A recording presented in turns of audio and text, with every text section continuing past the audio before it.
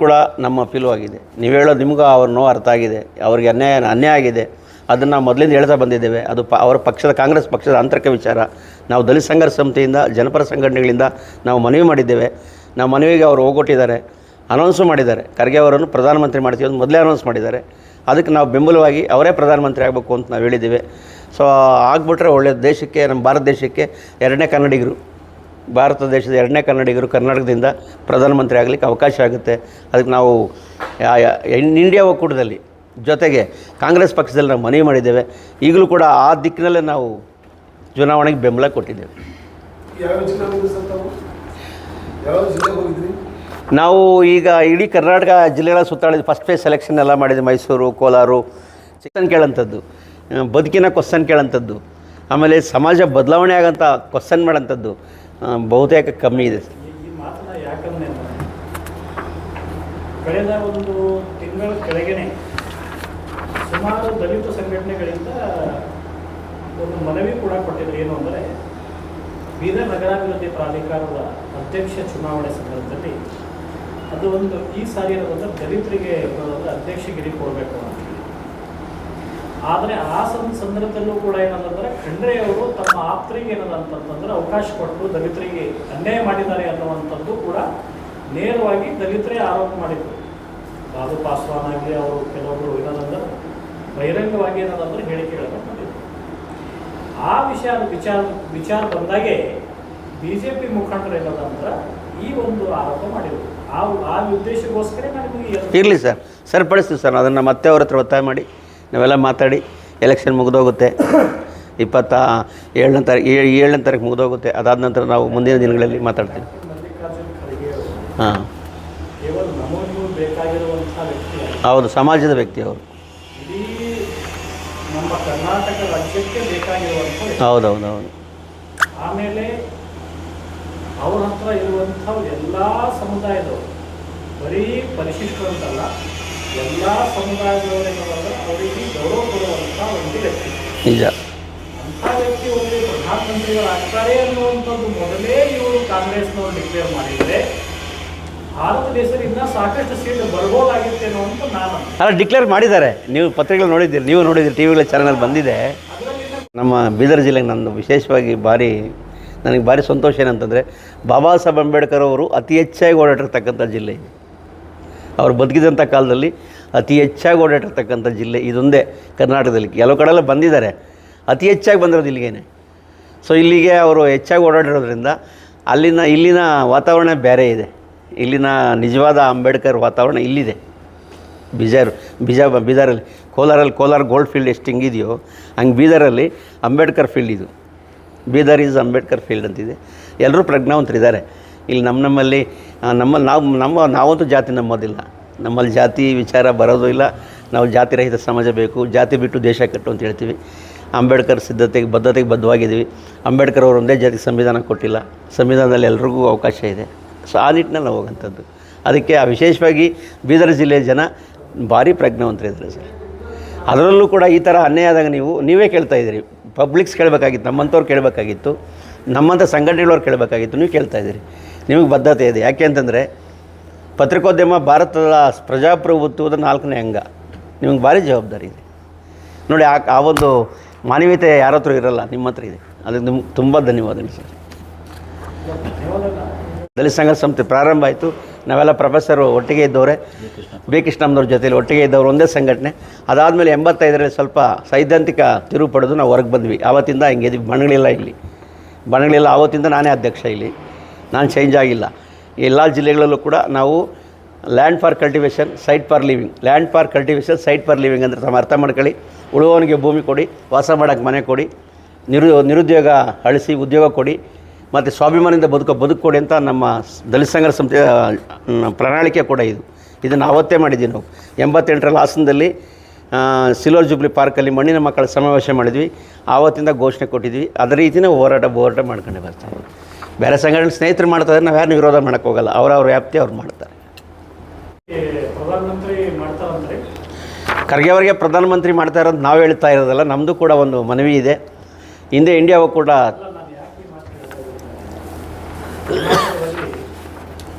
ಅವರು ಗೃಹ ಸಚಿವ ಸಚಿವರಾಗಿ, ನೀರಾವರಿ ಸಚಿವರಾಗಿ, ಶಿಕ್ಷಣ ಸಚಿವರಾಗಿ ಸಾಕಷ್ಟು ಅಭಿವೃದ್ಧಿ ಕೆಲಸಗಳನ್ನು ಮಾಡ್ತಾರೆ.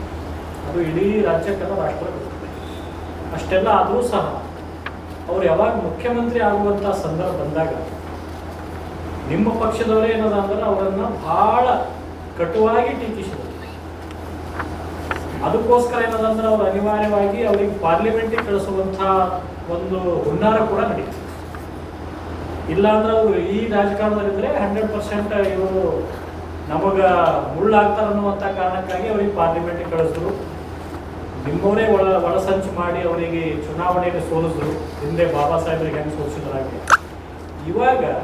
ಇವಾಗಂತೂ ಚುನಾವಣೆಗೆ ನಿಂತಿಲ್ಲ, ರಾಜ್ಯಸಭೆಯ ವಿರೋಧ ಪಕ್ಷದ ನಾಯಕರಾಗಿ ಕೆಲಸವನ್ನು ಮಾಡ್ತಾ ಇದ್ದಾರೆ. ಆಮೇಲೆ ಈ ಒಂದು ತವರು ರಾಜ್ಯ ಅವ್ರದ್ದು ಇರೋದ್ರಿಂದ ನೀವು ಅಂದಂಗೆ 28 ಕ್ಷೇತ್ರ ಗೆದ್ರೂ ಸಹ ಅವರನ್ನು ಪ್ರಧಾನಮಂತ್ರಿಯನ್ನಾಗಿ ಮಾಡ್ತಾರೆ ಅಂತ ನಾನು ಈಗ ಹೇಳ್ತಾ ತುಮಕೂರು, ಬೆಂಗಳೂರು ಉತ್ತರ ದಕ್ಷಿಣ, ಮೈಸೂರು, ಹಾಸನ, ಚಿಕ್ಕಮಗಳೂರು, ಕೊಡಗು ಎಲ್ಲ ಆಗಿದೆ. ಈಗಿನ ಇದರಲ್ಲಿ ಬಾಗಲಕೋಟೆ, ರಾಯಚೂರು, ಕೊಪ್ಪಳ ಮತ್ತು ನಮ್ಮ ಗುಲ್ಬರ್ಗ, ಈಗ ಬೀದರು ಇವೆಲ್ಲ ಮುಗಿಸ್ಕೊಂಡು ಬಂದಿದ್ದೀವಿ. ಈಗಾಗಲೇ ಎಲ್ಲ ಕಡೆ ಪ್ರವಾಸ ಮಾಡಿದ್ದೇವೆ. ಎಲ್ಲ ವಾತಾವರಣ ಒಳ್ಳೆಯ ವಾತಾವರಣ ಇದೆ. ಒಂದು ಆಡಳಿತದ ವಿರೋಧಿ ಅಲೆ ಇದೆ. ಒಂದನೇದಾಗಿ ನಮಗೆ ಎಲ್ಲ ಜನರು ಅಪೀಲ್ ಮಾಡ್ತಾ ಇದ್ದಾರೆ. ಯಾರು BJPಗೆ ಓಟ್ ಹಾಕಿದ್ರು ಅವರೇ ಅಪೀಲ್ ಮಾಡ್ತಾ ಇದ್ದಾರೆ. ಬೆಲೆ ಏರಿಕೆ ನಿಲ್ಲಿಲ್ಲ, ಮತ್ತು 15 ಲಕ್ಷ ರೂಪಾಯಿ ಹಣ ಬರಲಿಲ್ಲ. ಕಪ್ಪು ಹಣ ದೇಶದಿಂದ ಭಾರತ ದೇಶಕ್ಕೆ ಬರಲಿಲ್ಲ. ಮತ್ತು ಈ ದೇಶದಲ್ಲಿ ಸಬ್ಕಾ ಸಾಥ್ ಸಬ್ಕಾ ವಿಕಾಸ್ ಆಗಲಿಲ್ಲ. ಅವ್ರೇನು ಗ್ಯಾರಂಟಿ ಹೇಳಿದರು ಆ ಗ್ಯಾರಂಟಿಗಳಾಗಲಿಲ್ಲ. ಈಗ ಮೊನ್ನೆ ಹೋದ ವರ್ಷದಲ್ಲಿ DK ಶಿವಕುಮಾರ್ ಅವರು ಮತ್ತು ಸಿದ್ದರಾಮಯ್ಯನವರು ಕಾಂಗ್ರೆಸ್ ನೇತೃತ್ವದಲ್ಲಿ 5 ಗ್ಯಾರಂಟಿ ಹೇಳಿದರು. 5 ಗ್ಯಾರಂಟಿ ಈಗ ಕೊಟ್ಟಿದ್ದಾರೆ. ಮತ್ತು 5 ನ್ಯಾಯ 25 ಗ್ಯಾರಂಟಿ ಹೇಳಿದ್ದಾರೆ, ಕೊಡೋ ಗ್ಯಾರಂಟಿ ಇದೆ ಅಂತ ಹೇಳಿದ್ದಾರೆ. ಮೋದಿಯವರು ಇದಲ್ಲದೆ ನಾವು ಗ್ಯಾರಂಟಿ ಕೊಡ್ತೀವಿ ಅಂತ ಅವರು ಅನೌನ್ಸ್ ಮಾಡಿದ್ದಾರೆ. ಅವರ ಹೇಳಿರ್ತಕ್ಕಂಥ ಈ ಎಲ್ಲ ಗ್ಯಾರಂಟಿಗಳು 2 ಕೋಟಿ ಉದ್ಯೋಗ ಒಂದು 2 ಕೋಟಿ ಉದ್ಯೋಗ ಒಂದು ವರ್ಷಕ್ಕೆ ಕೊಡ್ತೀವಿ ಅಂತ ಹೇಳಿದರು, ಅದು ಬರಲಿಲ್ಲ. ಅವ್ರು ಹೇಳಿದ ಈ ಎಲ್ಲ ಗ್ಯಾರಂಟಿಗಳು ಕೂಡ ಸಫಲ ಆಗಲಿಲ್ಲ, ವಿಫಲ ಆಗಿದ್ದಾವೆ. ಅವ್ರು ಮುಂದೆ ಹೇಳೋ ಗ್ಯಾರಂಟಿಗಳು ಕೂಡ 0 ವಾರಂಟಿ ಅಂತ ನಾವು ಘೋಷಣೆ ಮಾಡಿದ್ದೇವೆ. ಆ ಕಾರಣಕ್ಕೆ ಒಳ್ಳೆಯ ವಾತಾವರಣ ಇದೆ. ನಾನು ರಾಜ್ಯಾಧ್ಯಕ್ಷ ದಲಿತ ಸಂಘರ್ಷ ಸಮಿತಿ, ಕರ್ನಾಟಕ ದಲಿತ ಸಂಘರ್ಷ ಸಮಿತಿ, ಡಾಕ್ಟರ್ ಅಶ್ವಥ್ ನಾರಾಯಣ ಅಂತ್ಯಜ. 2008ರಿಂದ ನಮ್ಮ ಬೀದರ್ ಜಿಲ್ಲೆಯಲ್ಲಿ ಔರಾದ ಕ್ಷೇತ್ರವೊಂದು ಮೀಸಲು ಕ್ಷೇತ್ರ ಇದೆ. ಅದು ಪರಿಶಿಷ್ಟರಿಗೆ ಸೀಮಿತವಾಗಿರುವಂಥ ಕ್ಷೇತ್ರ. ಆ ಕ್ಷೇತ್ರದಲ್ಲಿ ಮೊಟ್ಟ ಮೊದಲನೇ 2008ರಲ್ಲಿ ನಮ್ಮ ಮಾಜಿ ಸಂಸದರಾಗಿರುವಂಥ ನರಸಿಂಹರಾವ್ ಸೂರ್ಯವಂಶಿಯವರು ಸ್ಪರ್ಧೆ ಮಾಡಿದರು. ಅವರು ಸೋತು 2013ರಲ್ಲಿ ವಿಜಯಕುಮಾರ್ ಗಾಯಕ್ವಾಡ್ ಅನ್ನೋರು ಸ್ಪರ್ಧೆ ಮಾಡಿದರು. ವಿಜಯಕುಮಾರ್ ಗಾಯಕ್ವಾಡ್ ಅನ್ನೋರು ಸ್ಪರ್ಧೆ ಮಾಡಿದರು. ಅವರು ಸೋತ್ರಲ್ಲ, ಅವರು ಪಲಾಯನೆ ಮಾಡಿದ್ರು. ಅವರು ಟೋಟಲಿ ಅದೇನು ಒಂದು 1600 ಓಡ್ಕೊಂಡಿದ್ರು. 2018ರಲ್ಲಿ ವಿಜಯಕುಮಾರ್ ಕವಡ್ಯಾಳ್ ಸ್ಪರ್ಧೆ ಮಾಡಿದ್ರು.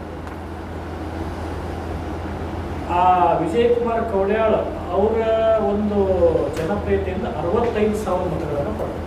ಇಂಡಿಪೆಂಡೆಂಟ್ ಆಗಿ ಕಾಂಗ್ರೆಸ್ ಪಕ್ಷದ. ಹಾಂ. ಆದರೆ ಈ 3 ಚುನಾವಣೆಗಳಲ್ಲಿ ಪರಿಶಿಷ್ಟ ಜಾತಿ ಇದು ಎಡಪಂಥಿ ಕ್ಯಾಂಡಿಡೇಟ್ 2023ನೇ ಚುನಾವಣೆಯಲ್ಲಿ ಮೊಟ್ಟ ಮೊದಲನೇದಾಗಿ 7 ಜನ ಮುಖ್ಯಮಂತ್ರಿಗಳ ಕೈಯಲ್ಲಿ ಕೆಲಸ ಮಾಡಿರುವಂಥ ಒಬ್ಬ ಮೇಧಾವಿ, ವಿದ್ಯಾವಂತ, ಅಷ್ಟೇ ನುರಿತ ಒಬ್ಬ ನಮ್ಮ ಬಲಪಂಥೀಯ ಕ್ಯಾಂಡಿಡೇಟ್ ಡಾಕ್ಟರ್ ಭೀಮಸೇನರಾವ್ ಶಿಂದೆ ಅವರು ಸ್ಪರ್ಧೆ ಮಾಡಿದರು. ಈ 4 ಚುನಾವಣೆಗಳಲ್ಲಿ KPCC ಕಾರ್ಯಾಧ್ಯಕ್ಷರಾಗಿದ್ದಂಥ ಈಶ್ವರ್ ಖಂಡ್ರೆ ಅವರು ಈ 4 ಜನರ ಒಂದು ಪ್ರಚಾರಕ್ಕೆ ಹೋಗಿಲ್ಲ ಅನ್ನುವಂಥ ಒಂದು ಆರೋಪ ಇದೆ. ಯಾರು ಅಂದರೆ ಇದು BJPಯಲ್ಲಿರುವಂಥ ನಿಮ್ಮ ದಲಿತ ಮುಖಂಡರದೇ ಆರೋಪ ಇದೆ. ಅಂದರೆ ನಮ್ಮ ದಲಿತರನ್ನು ಚೆನ್ನಾಗಿ ತುಳಿಯುವಂಥ ಒಂದು ಕೆಲಸವನ್ನು ಈಶ್ವರ್ ಖಂಡ್ರೆ ಅವರು ಮಾಡಿದ್ದಾರೆ. ಅವರ BJPಯ ಒಂದು ಕ್ಯಾಂಡಿಡೇಟ್ ಜೊತೆ ಹೊಂದಾಣಿಕೆ ಮಾಡಿಕೊಂಡು ಪ್ರಭು ಚವ್ಹಾಣ್ ಅವರನ್ನು 3 ಸಾರಿ ವಿಧಾನಸಭೆಗೆ ಒಯ್ಯುವಂಥ ಒಂದು ಕೆಲಸವನ್ನು ಮಾಡಿದ್ದಾರೆ ಅನ್ನುವಂಥ ಒಂದು ಆರೋಪ. ಇದಕ್ಕೆ ನೀವೇನಂತೀವಿ? ನಾವು ಈ ವಿಚಾರದಲ್ಲಿ ಅವ್ರ ಗಮನಕ್ಕೆ ತಂದಿದ್ದೀವಿ. ಇದಾಗಿರ್ತಕ್ಕಂಥ ವಿಚಾರ ನೀವು ಹೇಳಿದ ರೀತಿ ಜನನೂ ಹೇಳಿದ್ದಾರೆ, ನಮ್ಮ ಲೀಡರ್ಸು ಹೇಳಿದ್ದಾರೆ, ಅವ್ರ ಗಮನಕ್ಕೆ ತಂದಿದ್ದೀವಿ, ಸರಿಪಡಿಸ್ಕೊಳ್ತೀವಿ ಅಂತ ಹೇಳಿದ್ದಾರೆ. ಅದ್ರ ಜೊತೆಗೆ ನಮ್ಮದು ಕೂಡ ಅವ್ರ ಹತ್ರ ಒಂದು ಮನವಿ ಮಾಡಿದ್ದೇವೆ, ಒತ್ತಾಯ ಮಾಡಿದ್ದೇವೆ, ಮನವಿ ಅಲ್ಲ ಒತ್ತಾಯ ಮಾಡಿದ್ದೇವೆ. ನೀವು ಇನ್ನು ಮುಂದೆ ಯಾವುದೇ ಎಡಪಂಥೀಯ ಬಲಪಂಥೀಯ ಇಲ್ಲ, ಎಡಬಲ ಅನ್ನೋದಿಲ್ಲ, ಎಡಬಲ ಅನ್ನೋದು ಜಗಳ ಆಡ್ತಾ ಇಲ್ಲ, ನಾವು ಯಾರೂ ಆಡೋದಿಲ್ಲ. ನೀವು ರಿಸರ್ವೇಷನ್ ನಿಜವಾದ ಅಸ್ಪೃಶ್ಯರು ಎಡಬಲ, ನಿಜವಾದ ಅಸ್ಪೃಶ್ಯರು ಎಡಬಲ, ಇವ್ರಿಗೆ ಯಾರಿಗಾದರೂ ಕೊಡಿ ಅಂತ ಹೇಳಿದ್ದೀವಿ. ಆ ಬಿ ಜೆ ಪಿಯಲ್ಲಿರ್ತಕ್ಕಂಥ ದಲಿತ ನಾಯಕರಿಗೆ ನಾವು ಕಿವಿಮಾತು ಹೇಳೋದೇನಂತಂದರೆ, ಹೋದ ಎಲೆಕ್ಷನಲ್ಲಿನೇ ಯಾಕೆ ಅಸ್ಪೃಶ್ಯರು ನಿಜವಾದ ಅಸ್ಪೃಶ್ಯರಿಗೆ ಯಾಕೆ ಟಿಕೆಟ್ ಕೊಟ್ಟಿಲ್ಲ? ಬೇರೆ ಅಸ್ಪೃಶ್ಯರು ಅಲ್ಲದಂಥವ್ರು ಪಟ್ಟಿಯಲ್ಲಿ ಇದ್ದಾರೆ. ಈಗ 108 ಪಟ್ಟಿ ಇದೆ, 108 ಜಾತಿ ಇದ್ದಾವೆ, ನಿಮಗೂ ಗೊತ್ತಿದೆ. 108 ಜಾತಿಯಲ್ಲಿ ನಿಜವಾದ ಅಸ್ಪೃಶ್ಯರು ಎಡಬಲನೇ, ನಿಮಗೂ ಗೊತ್ತಿದೆ. ಅದಲ್ದವ್ರಿಗೆ ನೀವು ಯಾಕೆ ಕೊಟ್ರಿ? ಆವಾಗ ಯಾಕೆ ನೀವು ಪ್ರೊಟೆಸ್ಟ್ ಮಾಡಲಿಲ್ಲ? ಅದು ಕೂಡ ನಾವು ದಲಿತ ನಾಯಕರಿಗೆ ಅದನ್ನು ಕೇಳಿದ್ದೀವಿ. ಅವ್ರಿಗೆ ತಪ್ಪಾಗಿದೆ ಅದು. ಅವರು ಅಲ್ಲಿ ಅವ್ರ ಮನೆಯಲ್ಲಿ ಆಗಿರ್ತಕ್ಕಂಥ ಅಪಾಯನ ಸರಿಪಡಿಸ್ದೇನೆ ಇಲ್ಲಿ ಸರಿಪಡಿಸೋಕ್ಕೆ ಬರೋದು ಸರಿಯಲ್ಲ. ಆದರೆ ಎಲ್ಲರೂ ಕೂಡ ನಾವು ಈ ವಿಚಾರದಲ್ಲಿ ನಾವು ರಾಜಿ ಆಗಿಲ್ಲ. ಮುಂದಿನ ಚುನಾವಣೆ ಬರೋದು 23 ಆಗಿದೆ, ಮತ್ತು 29ಕ್ಕೆ ಬರ್ಬೋದು, 28ಕ್ಕೆ ಬರ್ಬೋದು, ಆವಾಗ ಸರಿಪಡಿಸ್ತೀವಿ ಅಂತ ಹೇಳಿದ್ದಾರೆ ಅವರು. ಅದರಿಂದ ನಾವು ಆ ವಿಚಾರ ಈಗ ಎತ್ತಕ್ಕಾಗಲ್ಲ. ಈಗ ಪಾರ್ಲಿಮೆಂಟ್ ಇದೆ, ಆ ಪಾರ್ಲಿಮೆಂಟ್ ಇರೋದ್ರಿಂದ ಪಾರ್ಲಿಮೆಂಟನ್ನು ಗೆಲ್ಲಿಸ್ಬೇಕು ಅಂತ ಅದಿದೆ. ಅದನ್ನು ಹೇಳಿದ್ದೀವಿ. ನೀವು ಕೇಳಿರೋ ಕ್ವಶನ್ ಭಾರಿ ಚೆನ್ನಾಗಿದೆ, ಸೂಕ್ತವಾಗಿದೆ. ನೀವು ಎಡಬಲ ಅಸ್ಪೃಶ್ಯರಿಗೆ ಅನ್ಯಾಯ ಆಗಿದೆ, ಅದನ್ನು ನೀವು ಅವರ ಅಪೀಲನ್ನು ಗ್ರಹಿಸಿ, ಆ ಜನರ ಆಲೋಚನೆಗಳನ್ನು ಗ್ರಹಿಸಿ ಹೇಳಿದ್ರಿ, ಒಳ್ಳೆಯ ಅಭಿಪ್ರಾಯನೇ. ಅದು ಸರಿಪಡಿಸಬೇಕು. ಕರ್ನಾಟಕ ದಲಿತ ಸಂಘರ್ಷ ಸಮಿತಿಯಿಂದ ಬೀದರ್ ಜಿಲ್ಲಾ ಶಾಖೆ ವತಿಯಿಂದ ಪತ್ರಿಕಾಗೋಷ್ಠಿಗೆ ಬಂದಿರತಕ್ಕಂಥ ಪತ್ರಿಕಾ ಮಾಧ್ಯಮದವರಿಗೆ ಪ್ರಪ್ರಥಮ ಸ್ವಾಗತವನ್ನು ಕೋರ್ತೇನೆ. ನನ್ನ ಹೆಸರು ಡಾಕ್ಟರ್ ಅಶ್ವಥ್ ನಾರಾಯಣ ಅಂತೆಜ, ರಾಜ್ಯಾಧ್ಯಕ್ಷರು ಕರ್ನಾಟಕ ದಲಿತ ಸಂಘರ್ಷ ಸಮಿತಿ. ನನ್ನ ಜೊತೆಗೆ ರಾಜ್ಯ ಸಮಿತಿ ಸದಸ್ಯರಾದ ಅನ್ಮಯ ಮಾಸ್ಟ್ರು, ಮತ್ತೊಬ್ಬ ರಾಜ್ಯ ಸಮಿತಿ ಸದಸ್ಯರಾದ ರವಿ ಕುಮಾರ್ ಬೆಂಗಳೂರು, ಜೊತೆಗೆ ರಾಜ್ಕುಮಾರ್ ಗುನಾಳಿ ರಾಜ್ಯ ಸಮಿತಿ ಸದಸ್ಯರು, ಮತ್ತು ನಮ್ಮ ಡಿ ಪ್ರಭಾಕರ ಏಕಂಬಕರ್ ಜಿಲ್ಲಾ ಸಂಯೋಜಕರು ಬೀದರ್, ಮಿಲಿಂದ ಜಿ ಜಿಲ್ಲಾ ಉಪಾಧ್ಯಕ್ಷರು ಬೀದರ್, ಮಹೇಶ್ ಡಿಗ್ಗೆ ಜಿಲ್ಲಾ ಸಂಯೋಜಕರು ವಿದ್ಯಾರ್ಥಿ ಒಕ್ಕೂಟ, ಸೋಲೋಮನ್ ಮೆತ್ರಿ ತಾಲೂಕು ಸಂಯೋಜಕರು ಬೀದರ್ ದಕ್ಷಿಣ, ಮತ್ತು ಅಹಮದ್ ಅವರು ಅಂಬೇಡ್ಕರ್ ಯುವ ಸೇನೆ ಜಿಲ್ಲಾಧ್ಯಕ್ಷರು ನಿತಿ ಸುಪ್ಪಿ ಅಂಬೇಡ್ಕರ್ ಯುವ ಸೇನೆ ಅಧ್ಯಕ್ಷರು. ನಾವೆಲ್ಲರೂ ಕೂಡ ನಮ್ಮೆಲ್ಲ ಜೊತೆಗೆ ಪತ್ರಿಕಾಗೋಷ್ಠಿಯಲ್ಲಿ ಕುಳಿತಿದ್ದಾರೆ. ನಾವು ಪತ್ರಿಕಾಗೋಷ್ಠಿ ಕರೆದಿರೋ ಉದ್ದೇಶ ಏನಂತಂದರೆ, 18ನೇ ಲೋಕಸಭಾ ಚುನಾವಣೆ ದೇಶದ ಭವಿಷ್ಯವನ್ನು ರೂಪಿಸ್ತಕ್ಕಂಥ ಭಾರಿ ಗಂಭೀರವಾದ ಚುನಾವಣೆ ಇದಾಗಿದೆ. ಅಂಬೇಡ್ಕರ್ ಕೊಟ್ಟಂಥ ಮತದಾನ, ಅಂಬೇಡ್ಕರ್ ಕೊಟ್ಟಂಥ ಓಟಿನ ಹಕ್ಕು ಸದ್ಬಳಕೆ ಆಗಬೇಕು, ದುರ್ಬಳಕೆ ಆಗಬಾರ್ದು ಅನ್ನೋ ಕಾರಣಕ್ಕಾಗಿ ಈ ದೇಶದಲ್ಲಿ ಸುಮಾರು 10 ವರ್ಷದಿಂದ BJP ಮತ್ತು RSS ನೇತೃತ್ವದ ಮೋದಿ ಸರ್ಕಾರ ದೇಶದ ಎಲ್ಲ ರಂಗದಲ್ಲೂ ಸಂಪೂರ್ಣ ವಿಫಲವಾಗಿದೆ. ಮಾತೆತ್ತಿದರೆ ಅವರು ಈ ದೇಶದಲ್ಲಿ ನಾವು ಸಂವಿಧಾನ ಬದಲಾವಣೆ ಮಾಡ್ತೀವಿ ಅಂತ ಹೇಳ್ತಾರೆ. ಅವರ ಒಬ್ಬ ಸಂಸತ್ ಸದಸ್ಯರು ಅನಂತಕುಮಾರ್ ಹೆಗಡೆ ಅವರು ನಾವು ಸಂವಿಧಾನ ಬದಲಾವಣೆ ಮಾಡ್ತೀವಿ ಅಂತ ಹೇಳಿದ್ರು ಕೂಡ ಅವ್ರ ಮೇಲೆ ಯಾವುದೇ ಕ್ರಮ ತೆಗೆದುಕೊಳ್ಳಿಲ್ಲ, ಅವ್ರ ಮೇಲೆ ಯಾವುದೇ ರಾಷ್ಟ್ರದ್ರೋಹದ ಕೇಸು ಬುಕ್ ಮಾಡಲಿಲ್ಲ. ಅಂತಂದರೆ ಇವರ ಮನಸ್ಥಿತಿ ಯಾವ ರೀತಿ ಇದೆ ಅಂದರೆ, ಸಂವಿಧಾನ ಬದಲಾಯಿಸೋದಕ್ಕೆ ನಾವು ಸಿದ್ಧವಾಗಿದ್ದೀವಿ ಅನ್ನೋದು ತೀರ್ಮಾನ BJP ಅವರಲ್ಲಿದೆ. ಆ ಕಾರಣಕ್ಕಾಗಿ ಈ ದೇಶದಲ್ಲಿ ಸಂವಿಧಾನ ಉಳಿಬೇಕು, ಈ ದೇಶದಲ್ಲಿ ಪ್ರಜಾಪ್ರಭುತ್ವ ಉಳಿಬೇಕು, ಈ ದೇಶದಲ್ಲಿ ಬಹುತ್ವ ಉಳಿಬೇಕು, ಸರ್ವಜನರು ಸಮಾನವಾಗಿ ಬದುಕಬೇಕು, ಇದು ಶಾಂತಿಯ ತೋಟ. ಆ ಕಾರಣಕ್ಕಾಗಿ ನಾವು ದಲಿತ ಸಂಘರ್ಷ ಸಮಿತಿ ಒಂದು ತೀರ್ಮಾನಕ್ಕೆ ಬಂದಿದ್ದೇವೆ. ಕಳೆದ 14 ಮಾರ್ಚ್ 14 ಎಲೆಕ್ಷನ್ ನೋಟಿಫಿಕೇಷನ್ ಆಯಿತು. ಆವತ್ತಿಂದ ನಾವು ಎಲ್ಲರ ಜೊತೆ ಮಾತಾಡಿ KBCC ಅಧ್ಯಕ್ಷರ DK ಶಿವಕುಮಾರ್ ಅವರು ಇರ್ಬೋದು, ಅಥವಾ ನಮ್ಮ ಮುಖ್ಯಮಂತ್ರಿಗಳು ಸಿದ್ದರಾಮಯ್ಯನವರು, ಮತ್ತು AICC ಅಧ್ಯಕ್ಷರಾದ ಮಲ್ಲಿಕಾರ್ಜುನ್ ಖರ್ಗೆ ಅವರು, ಮತ್ತು ಇವರೆಲ್ಲರ ಜೊತೆ ಮಾತಾಡಿ ಈ ದೇಶಕ್ಕೆ ಅನಿವಾರ್ಯವಾಗಿ ಇಂಡಿಯಾ ಒಕ್ಕೂಟ ಅಧಿಕಾರಕ್ಕೆ ಬರಬೇಕು ಅನ್ನೋ ತೀರ್ಮಾನಕ್ಕೆ ನಾವು ದಲಿತ ಸಂಘರ್ಷ ಸಮಿತಿ ಇಡೀ ರಾಜ್ಯಾದ್ಯಂತ 31 ಜಿಲ್ಲೆಗಳಲ್ಲಿ ಬೆಂಬಲ ಕೊಟ್ಟಿದ್ದೇವೆ. ನಾವು ಯಾಕೆ ಈ ಮಾತನ್ನು ಹೇಳ್ತಾ ಇದ್ದೀವಿ ಅಂತಂದರೆ, ಭಾರಿ ನೋವಿನಿಂದ ಈ ದೇಶದಲ್ಲಿ ಇದ್ದೇವೆ. ಇವತ್ತು ದಲಿತರು, ರೈತರು, ಕಾರ್ಮಿಕರು, ಅಲ್ಪಸಂಖ್ಯಾತರು, ಬಡಜನರು ಭಾರಿ ಕಷ್ಟದ ಪರಿಸ್ಥಿತಿಯಲ್ಲಿ ಬದುಕ್ತಾ ಇದ್ದೇವೆ. 15 ಲಕ್ಷ ರೂಪಾಯಿ ನಾವು ಕೊಡ್ತೀವಿ ಅಂತೇಳಿ 10 ವರ್ಷದಿಂದ ಘೋಷಣೆ ಮಾಡಿದಂಥವರು 15 ಪೈಸಾ ಕೊಡಲಿಲ್ಲ. ಮತ್ತು ಸಬ್ಕಾ ಸಾಥ್ ಸಬ್ಕಾ ವಿಕಾಸ್ ಅಂತ ಹೇಳಿದರು, ಯಾವುದು ಕಲ್ಯಾಣ ಆಗಲಿಲ್ಲ. ಮತ್ತು ಬೆಲೆ ಏರಿಕೆ ನಿಯಂತ್ರಣ ಮಾಡಲಿಲ್ಲ. ಮತ್ತು ಎಲೆಕ್ಟ್ರೋಲ್ ಬಾಂಡ್ ಮುಖಾಂತರ ದೇಣಿಗೆ ತಗೊಂಡ್ರು, ಪಕ್ಷದ ಹೆಸರಲ್ಲಿ ಪಕ್ಷಕ್ಕೆ ತಗೊಂಡ್ರು. ಇದು ಬಹುದೊಡ್ಡ ಭ್ರಷ್ಟಾಚಾರ ನಡೆದಿದೆ. ಅದರ ಜೊತೆಗೆ ಕೋವಿಡ್ ಲಸಿಕೆ ಹಾಕುವಂಥ ವಿಚಾರದಲ್ಲಿ ದೇಶ ಕೋವಿಡ್ ಲಸಿಕೆಯಲ್ಲಿ ಜನ ಸಾಯ್ತಾ ಇದ್ದರೆ, ಆ ಕೋವಿಡ್ ಲಸಿಕೆ ಹಾಕುವಾಗ ಕೋವಿಡ್ ಲಸಿಕೆಯಲ್ಲಿ ಇವತ್ತು ಅವ್ರು ಕೋರ್ಟ್ ಮುಂದುಗಡೆ ಅಪ್ಡೇಟ್ ಹಾಕಿದ್ದಾರೆ. ನಾವು ಕೋವಿಡ್ ಲಸಿಕೆ ಅದು ಪ್ರಾಣಕ್ಕೆ ಅಪಾಯ ಇದೆ ಅಂತೇಳಿ ಅವರು ಯಾವ ಕಂಪ್ನಿಯವರು ಒಪ್ಕೊಂಡಿದ್ದಾರೆ. ಅಂಥ ಅಪಾಯಕಾರಿ ಕೋವಿಡ್ ಲಸಿಕೆಯನ್ನು ಕೊಟ್ಟು ಈ ದೇಶದಲ್ಲಿ ಸುಮಾರು 150 ಕೋಟಿ ಜನರ ಭವಿಷ್ಯ ಏನಾಗ್ತದೆ, ಅವರ ಆರೋಗ್ಯದ ಪರಿಸ್ಥಿತಿ ಏನಾಗ್ತದೆ, ನಾವೆಲ್ಲರೂ ಕೂಡ ಗಂಭೀರವಾಗಿ ಚಿಂತನೆ ಮಾಡಬೇಕಾಗಿದೆ. ನಾವು ಈ ದೇಶದಲ್ಲಿ ನಮ್ಮ ಓಟು ನಮ್ಮ ತೆರಿಗೆ ಇಷ್ಟೇ ಇರೋದು ಪ್ರಜಾಪ್ರಭುತ್ವ ಅಂದರೆ. ನಮ್ಮ ಓಟು ನಮ್ಮ ಹಕ್ಕು, ನಮ್ಮ ತೆರಿಗೆ ನಮಗಾಗಿ ನಮಗಾಗಿ ಸದ್ಬಳಕೆ ಆಗಬೇಕು. ನಾವು ಕೊಟ್ಟಂಥ ಓಟಿಂದ, ನಾವು ಕೊಟ್ಟಂಥ ತೆರಿಗೆಯಿಂದ ದೇಶದ ಕಲ್ಯಾಣ ಆಗಬೇಕು, ರಾಷ್ಟ್ರದ ಕಲ್ಯಾಣ ಆಗಬೇಕು, ರಾಜ್ಯದ ಕಲ್ಯಾಣ ಆಗಬೇಕು, ಜಿಲ್ಲೆ ಕಲ್ಯಾಣ ಆಗಬೇಕು. ಈ ಕೆಲಸನ ಮಾಡೋದು ಬಿಟ್ಟು ಇವರು ಬೇರೆ ಬೇರೆ ರೀತಿ ಏನೇನೋ ಮಾಡೋಕ್ಕೆ ಕೊಡ್ತಾ ಇದ್ದಾರೆ. ಅದರಿಂದ ದೇಶಕ್ಕೆ ಖಾತ್ರಿ ಇಲ್ಲ, ಭವಿಷ್ಯ ಇಲ್ಲ.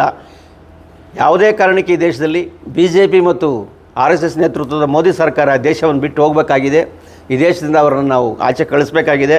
ಈ ದೇಶದ ಪರಿಸ್ಥಿತಿಯಲ್ಲಿ ಭಾರಿ ಎಲ್ಲ ಜನರು, ಎಲ್ಲ ಜಾತಿ ಜನರು, ಎಲ್ಲ ಸಮಾಜದ ಜನರು, ಎಲ್ಲ ಧರ್ಮದ ಜನರು ಸಮಾನತೆಯಿಂದ ಬದುಕಿದಂಥ ದೇಶ ಭಾರತ ದೇಶ. ಈ ಭಾರತ ದೇಶಕ್ಕೆ ಒಂದು ಪರಂಪರೆ ಇದೆ. ಇಂಥ ದೇಶಕ್ಕೆ ವಿಶ್ವ ಮೆಚ್ಚುವಂಥ ಸಂವಿಧಾನವನ್ನು ಡಾಕ್ಟರ್ ಬಾಬಾ ಸಾಹೇಬ್ ಅಂಬೇಡ್ಕರ್ ಅವರು ಕೊಟ್ಟಿದ್ದಾರೆ. ಆ ಸಂವಿಧಾನದ ಅಡಿಯಲ್ಲಿ ಸರ್ವರಿಗೆ ಸಮಪಾಲು, ಸರ್ವರಿಗೆ ಸಮಬಾಳು ಅನ್ನುವ ನ್ಯಾಯ ಇದೆ. ಆ ನ್ಯಾಯ ಎಲ್ರಿಗೂ ಅಪ್ಲೈ ಆಗುತ್ತೆ. ಇಲ್ಲೆಲ್ಲರೂ ಕೂಡ ನ್ಯಾಯಯುತವಾಗಿ ಶಾಂತಿಯಿಂದ ಬದುಕಬೇಕಾಗುತ್ತೆ, ನೆಮ್ಮದಿಯಿಂದ ಬದುಕಬೇಕಾಗುತ್ತೆ. ಆ ಸಂವಿಧಾನದ ತತ್ವ ಸಿದ್ಧಾಂತಗಳ ಅಡಿಯಲ್ಲಿ ಇವರು ದೇಶನ ಆಳಲಿಕ್ಕೆ ಯೋಗ್ಯತೆ ಇಲ್ಲ BJP ಮತ್ತು RSS ಅನ್ನೋದು ತೀರ್ಮಾನ ದೇಶದಲ್ಲಾಗಿದೆ.